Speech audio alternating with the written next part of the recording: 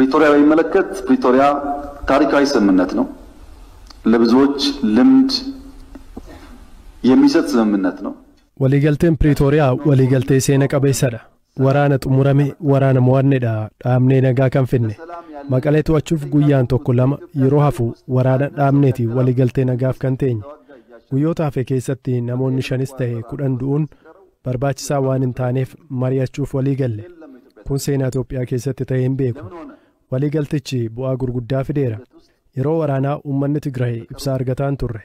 tajaajilli baankii tajaajilli geejibaa homtuun jiru ture caasaan mootummaa diigameera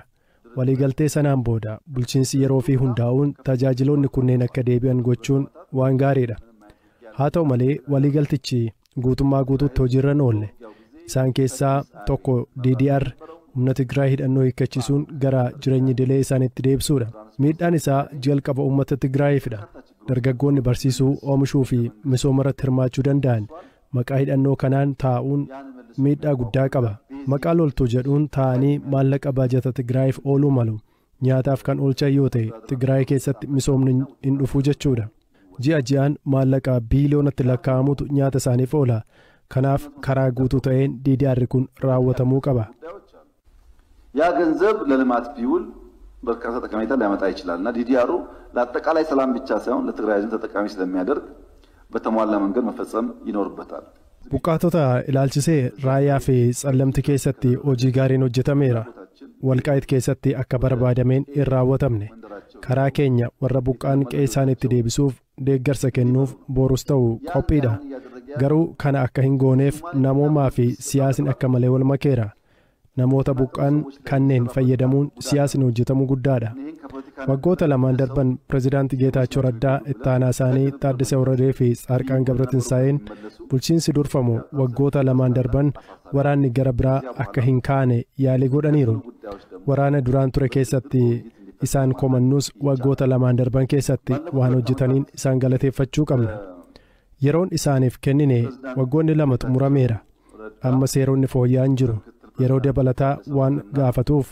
isaaf ammoo hojii hanga ammaa hojjetame irratti madaalliin gaggeeffamuu qaba sana booda karaa waliigaltee Pretooriyaa kabajeen hanga filannoo dhufuutti fooyya'insi muraasni godhamee uummata filannoof qopheessuu qabu kana gochuuf pirezidaantii Geetaachoo Tsaarqaanii fi Taaddasee Warradee waliin marii taasisaa turre paartilee kaanii fi TPLF waliinis marii taasisaa turreerra sadarkaa namoota dhuunfaatti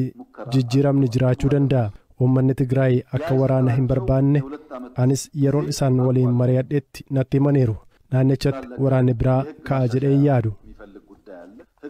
darbee sadarkaa namoota dhuunfaatti raayyaan ittisa biyyaa naannoo Amaaraa fi Oromiyaatti bittinnaa'aniiru